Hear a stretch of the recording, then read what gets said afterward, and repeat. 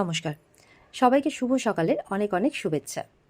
গঙ্গার আজকের পর্বের রিভিউ নিয়ে আমি চলে এসেছি তোমাদের সামনে। তো আজকের পর্বের রিভিউতে যেটা দেখা যাচ্ছে যে এদিকে গঙ্গাকে তো ট্রেনিং স্কুল থেকে বের করে দেওয়া হয়, কারণ মেঘনাদ তো চাল চেলেছে।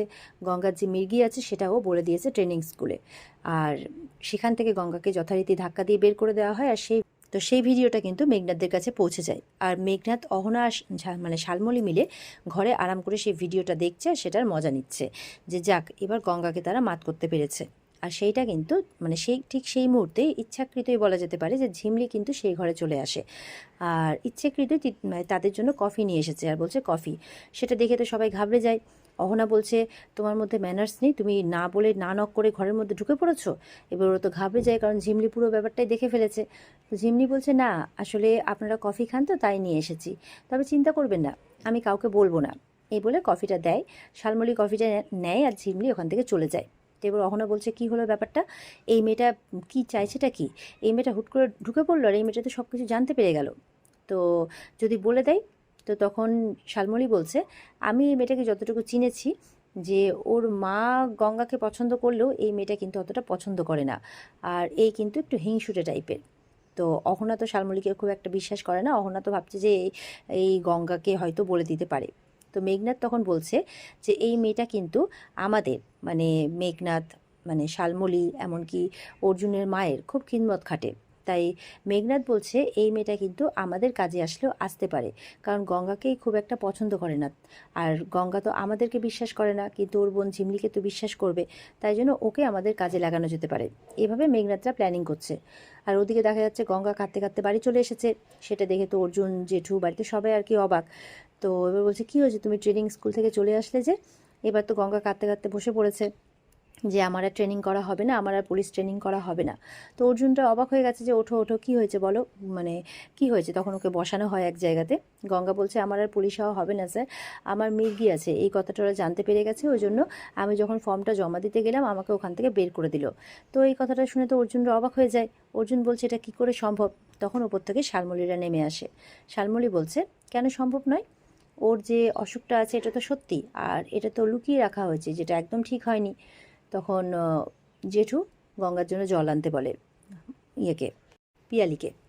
আর এদিকে অহনা বলছে যে অর্জুন, তুমি তো একজন পুলিশ, তো তুমি পুলিশ হয়ে এইভাবে ব্যাপারটা লুকোনো তো ঠিক হয়নি।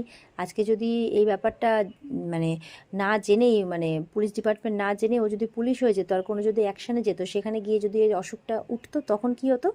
তো অর্জুনকে এবার জেঠু রেগে গেছে আর কি অহনার কথা শুনে। বলছে যে তোমাকে না আমাদের পুলিশের ব্যাপারে বেশি কথা বলতে হবে না, আমাদের থেকে তুমি বেশি জানো না নিশ্চয়। তো অর্জুন বলছে, এটা হতে পারে না জেঠু, কারণ ওর এই অসুখটার জন্য তো, মানে ওর এই অসুখটা তো সবসময়ের জন্য নয়, এটা মাঝে মধ্যে ওঠে। আর এটার জন্য তো ওর কোনো কাজ আজ অব্দি থেমে থাকেনি, আগামী দিনেও থেমে থাকবে না। তো চলো আমাদেরকে এই ব্যাপারটা নিয়ে কথা বলতে হবে। গঙ্গাকে সামলাচ্ছে যে, গঙ্গা তুমি চিন্তা করো না, তোমাকে পুলিশ হওয়া থেকে কেউ আটকাতে পারবে না। তো সায়ন টায়নরা সবাই গঙ্গাকে বোঝাচ্ছে। এরপর জেঠুকে নিয়ে অর্জুন এক্ষুনি বেরিয়ে পড়ে ট্রেনিং মানে স্কুলের উদ্দেশ্যে, ওখানে কথা বলতে যে ব্যাপারটা কি হয়েছে। ওরা চলে যাওয়ার পর যথারীতি গঙ্গা কাঁদছে, মন খারাপ করে বসে আছে, পিয়ালিরা তখন সামলাচ্ছে।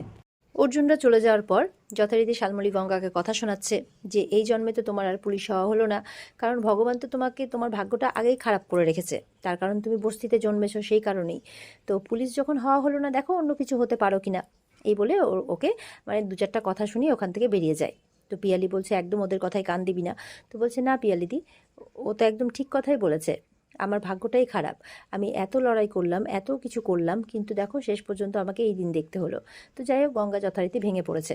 এবার অর্জুন আর ওর জেঠু পৌঁছে গেছে ট্রেনিং স্কুলে। তো সেখানে গিয়ে কথা বলছে যে দেখুন, আমরা একজন পুলিশ ফ্যামিলি, আমি একজন এসিপি, আমার জেঠু একজন রিটায়ার্ড ডিজি। তো আপনি বুঝতে পারছেন, গঙ্গা পাল হচ্ছে আমার স্ত্রী। তো যদি এরকম কিছু একটা থাকতো তাহলে তো আমরা আগেই আপনাদেরকে বলতাম। তো ওরা বলছে যে আপনারা পুলিশ ফ্যামিলি হয়েও, আপনারা মানে এত বড় একজন পার্সন হয়েও এত বড় একটা রোগের কথা লুকিয়ে গেলেন। আর কথাটা যথারীতি খারাপভাবে বলে, তো জেঠুর খুব খারাপ লাগে। তাই বলছে যে আপনি যদি কথাবার্তা ঠিক না করেন তাহলে আমিও কিন্তু রুড হতে বাধ্য হব, আপনি কিন্তু যথারীতি বয়সে অনেকটাই ছোট। তো বলছে যে সরি স্যার, কিন্তু আমি এভাবে বলতে বাধ্য হচ্ছি, তার কারণ আমাদের কাছে এরকমই খবর এসছে, আর যখন খবর আসে তখন আমরাও পুরো ঘেটে গেছি। আরেকজন বলছে, গঙ্গা কিন্তু যথারীতি ভালো ট্রেনিং করছিল, আর এই খবরটা আসাতে আমরা একদমই অবাক হয়ে যাই, কিন্তু আমাদের কিছু করার নেই। তো অর্জুন বলছে, ওর এই রোগটা কিন্তু অ্যাকচুয়ালি রোগই নয়, আর এটা কিন্তু খুব রেয়ার। তো ওরা জিজ্ঞাসা করছে যে রেয়ার বলতে, তখন বলছে যে খুব ছোটোবেলায়, মানে শ্বশুরবাড়ির কাছ থেকে শুনেছে যে খুব ছোটোবেলায় এই রোগটা নাকি 2-1 বার হয়েছে, আর এবার বড় হয়ে কখন হয়েছে সেটাও জিজ্ঞাসা করছে। তো অর্জুন বলছে আমার চোখের সামনে একদম দেখা, যে যখন গঙ্গা ফার্স্ট টাইম কাউকে গুলি খেতে দেখেছিল তখন ওর এই ব্যাপারটা হয়েছিল। আর আরেকবার হয়েছিল যখন গঙ্গা একটা ট্রেনিং সেন্টারে গেছিলো, সেখানে আগুন লেগে যায়, আর সেই আগুন থেকে গঙ্গাই কিন্তু সমস্ত মেয়েদের উদ্ধার করে। সমস্ত মেয়েদের উদ্ধার করার পর যখন ভেতরে পুরোটাই আগুন লেগে যায়, ও কিন্তু সেই ঘেরাটপে পুরো পড়ে যায়, আর সেইখানে ধোয়া তাপে একটা স্ট্রেসে ওর এরকমটা আবার হয়। কিন্তু ও জেঠু বলছে এই সিচুয়েশনেও কিন্তু ও ওই মেয়েগুলোকে বাঁচিয়েছিল, তারপরে সবটা নিজের উপরে নেয়। আর এই দেখেই কিন্তু পুলিশ ডিপার্টমেন্ট ওকে পুলিশের চাকরি দেওয়ার সময়, মানে দেওয়ার জন্য এক ধাপ এগিয়ে যায়। তো গঙ্গা কিন্তু ওখানেই এগিয়ে গেছে। তো এবার বলছে যে আর লাস্ট হয়েছিল রিসেন্ট, যখন ও 3 মাস ট্রেনিং করে বাড়ি গেল, তো আমার জেঠিমা ছাদ থেকে পড়ে যাচ্ছিল, তো সেই সিচুয়েশনেও গঙ্গা পিছু পা না হয়ে জেঠিমাকে বাঁচায়। জেঠিমা কিন্তু একটা মারাত্মক অ্যাক্সিডেন্টের হাত থেকে বেঁচে যায়। তারপর কিন্তু গঙ্গার হঠাৎ করে সেই ট্রমাটা হয়। তো ওর এই ব্যাপারটা কিন্তু খুবই রেয়ার। তো সব কিছুই ভালো করে বোঝায়। তাও ওরা বলছে যে পুলিশ ডিপার্টমেন্টে তো এরকম সিচুয়েশান আসতেই থাকে। তো সেই ক্ষেত্রে তো বুঝতেই পারছেন ও তো পুরোপুরি আনফিট। জেঠু বলছে বুঝতে পারছি এরকম সিচুয়েশান আসে, কিন্তু আমি এটা ভালো করেই জানি যে এরকম সিচুয়েশানে গঙ্গা কিন্তু পিছিয়ে যাবে না, ও কিন্তু লড়াইটা লড়বে, এভাবে বলছে। তো বলছে দেখুন যাই হোক আমাদের কিন্তু কিছু করার নেই, কারণ ওপর মহল থেকে আমাদের কাছে যা ইনফরমেশন এসেছে আমরা সেই বেসিসেই কাজ করেছি। আপনাদের যদি বলার থাকে আপনারা চঞ্চল স্যারকে বলেন, উনি যদি পারমিশন দেন তাহলে আমরা করতে পারি। তখন তো অর্জুন বিরক্ত হয়ে যায়। জেঠু বলছে ঠিক আছে হার মানিস না, আর ওদেরকে বলছে চঞ্চল যদি পারমিশন দেয় তাহলেই হবে তো সব কিছু, বলে ঠিক আছে আমরা যা বলার বলে দিয়েছি।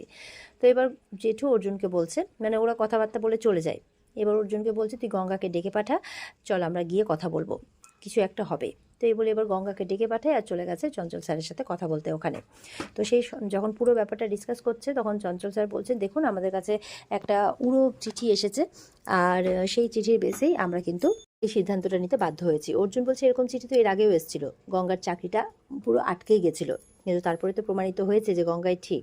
তখন বলছে হ্যাঁ, গঙ্গার মানে অর্জুনের জেঠুকে বলছে যে আমরা তো আপনার কাছ থেকে সমস্ত কিছু শিখেছি, তো আপনি এটা কি করে করতে পারেন? গঙ্গার এত বড় একটা অসুখ আছে, এটা নিয়ে তো গঙ্গা যথারীতি আনফিট। অর্জুন বলছে যে আমার মাঝখানে কথা বলাটা ঠিক নয়, তবু আমি বলছি এইভাবেই কিন্তু কাউকে আমরা আনফিট বলতে পারি না, তার কারণ তার একটা ফিটনেস এক্সাম না নিয়ে আমরা কি করে বলে দিতে পারি যে সে আনফিট। তো সেই চঞ্চলবাবুও বলছেন গঙ্গাকে আমরা অনেক দিন থেকেই দেখছি, তো যথারীতি এই কথাটা শুনে আমারও খারাপ লাগছে, কিন্তু কিছু করার নেই। অর্জুন আর অর্জুনের জেঠু তখন রিকোয়েস্ট করে যে গঙ্গার একটা ফিটনেস এক্সাম নেওয়ার জন্য, আর সেটাতেই যদি গঙ্গার কোনোরকম কোনো আনফিট প্রমাণিত হয় তারপরে ওরা যা স্টেপ নেওয়ার নেবে। চঞ্চলবাবু তখন অর্জুন আর বিশেষ করে অর্জুনের জেঠুর কথা ফেলতে না পেরে তখন বলছে ঠিক আছে, আপনাদের কথা অনুযায়ী আমরা তাহলে এবার গঙ্গার একটা এক্সাম নেব, কিন্তু সেই এক্সামটা কিন্তু যথারীতি কঠিন হবে। অর্জুন বলছে হ্যাঁ, সেই এক্সামে গঙ্গা যদি পাশ করতে না পারে তবে গঙ্গা মানে আর ট্রেনিং স্কুলে যাবে না, তবে আমিও এটা কথা দিচ্ছি যে গঙ্গা পারবে, কারণ ও একটা লড়াকু মেয়ে। গঙ্গাকে তখন চঞ্চলবাবু জিজ্ঞাসা করছে যে পারবে তো গঙ্গা? গঙ্গা বলছে পারবো, আমাকে পারতেই হবে। আর গঙ্গা মনে মনে বলছে যে স্যার আমার জন্য কত কী করছেন, আমার প্রতি স্যারের এতটা বিশ্বাস, আমাকে এই বিশ্বাস জিততেই হবে, আমাকে পারতেই হবে, তাই বলছে। আর অর্জুনও বলছে যে গঙ্গা পারবে, এটা আমার বিশ্বাস, ও যে কোনো সিচুয়েশান মানে লড়ে এগিয়ে বেরিয়ে আসতে পারে। তবে বলছে এক্সামের ব্যাপারে এখন কিচ্ছু বলবে না, যেদিন এক্সাম হবে সেই দিনই সব কিছু বলবে। অর্জুন বলছে হ্যাঁ হ্যাঁ কোনো অসুবিধা নেই, বলতেও হবে না, যেই রুলসে এক্সাম হওয়ার সেই রুলসেই হবে। এবার অর্জুন ওর জেঠু গঙ্গাকে নিয়ে বাড়ি ফিরে আসে। আসতেই রূপালী বলছে যে বাবা কথা হলো, কিছু হলো? তো বলছে যে কথা তো হলো, চঞ্চলবাবু তো শুনতেই চাইছিলেন না, কিন্তু ওনারা গঙ্গার একটা এক্সাম নেবেন, ফিটনেস এক্সাম। তো রূপালী বলছে যে 3 মাস ধরে তো ওরা ওদের অবজারভেশনে আছে, ওরা তো বুঝতেই পারছে যে কোনো রকম কোনো অসুবিধে নেই। তখন বলছে যে হ্যাঁ, উদয়ন বলছে যে হ্যাঁ তবু ওরা শুনবে কেন, ওরা তো ওদের দিকটাই দেখবে তাই না। অর্জুন বলছে যেই ব্যাপারটা এই জন্য আমি বাড়িতে জানাতে চাইনি, বাড়িতে জানতো না, আর সেই ব্যাপারটা পুলিশে রিপোর্ট হয়ে গেল, আর আমি ডক্টরের সাথে পর্যন্ত কথা বলেছি, এটা কোনো ক্রনিক ইলনেস নয়। তাও মানে সত্যি মেয়েটার জীবনে এত কষ্ট করছে, মেয়েটার জীবনে বাধার শেষ নেই। অর্জুনের জেঠু বলছে আমার কি মনে হয় জানিস তো, কেউ এটা গঙ্গার হয়ে রিপোর্ট করেছে, যেরকম গঙ্গার জন্ম বৃত্তান্ত নিয়ে মেঘনাথ রিপোর্ট করেছিল আমরা জানতে পেরেছিলাম, এটাও কেউ রিপোর্ট করেছে। তখন অর্জুন বলছে আর কে আর হতে পারে, এই বাড়িতে তো শত্রুর অভাব নেই। তখন মেঘনাথ ঢুকছে ওখান থেকে হেলতে ধুলতে, তখন অর্জুন একদম মেঘনাথকে ধরছে, মেঘনাথ এই রিপোর্টটা তুই করেছিস না?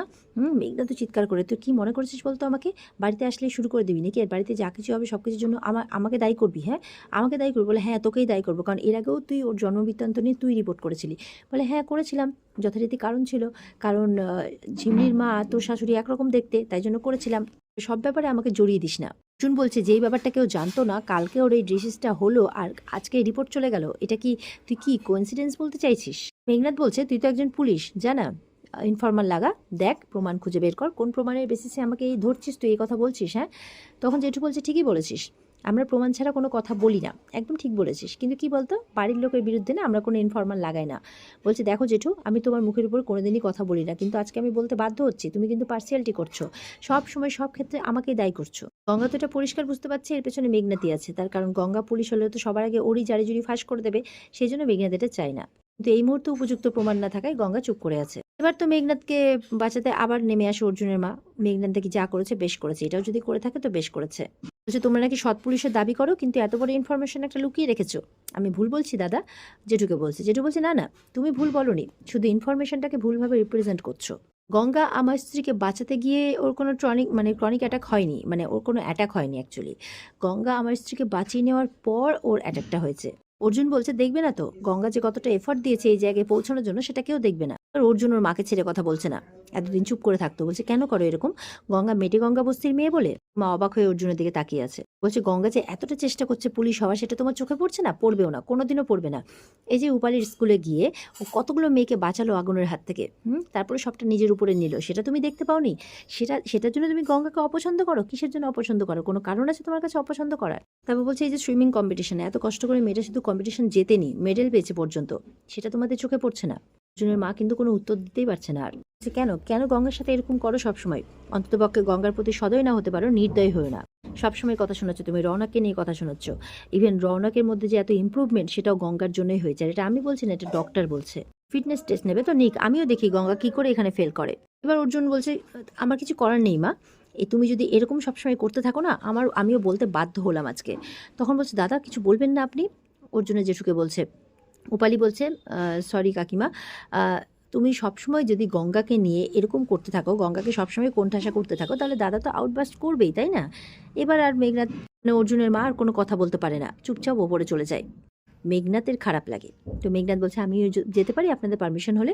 অর্জুনের জেঠু বলছে যেখানে খুশি সেখানে যাও। এ বলে ও চলে যায় উপরে হাসতে হাসতে। আর অর্জুন ব্যাপারটা কিন্তু লক্ষ্য করে। অর্জুন জেঠুর কাছে এসে ক্ষমা চাইছে। জেঠু বলছে না কোনো ব্যাপার নয়। আর গঙ্গা মনে মনে বলছে স্যার আজকে আমার জন্য মায়ের মুখের উপরে কথা বললেন, আমি এটা যোগ্য তো? আর এখানেই কিন্তু আজকের পর্ব শেষ হয়ে যায়। তো এই ছিল আজকের পর্বের রিভিউ। ভালো লেগে থাকলে পর্বকে লাইক কমেন্ট করে জানাতে ভুলবে না, আর আমাদের সাথে জুড়ে থাকতে চ্যানেলকে সাবস্ক্রাইব করতে ভুলবে না। দেখা হচ্ছে তোমাদের সাথে আগামীকালকে। সবাই খুব ভালো থাকবে। আজকের মতো পর্বের রিভিউ এই পর্যন্ত। বিস্তারিত দেখতে অবশ্যই স্টার জলসার পর্দায় চোখ রাখবে। টাটা।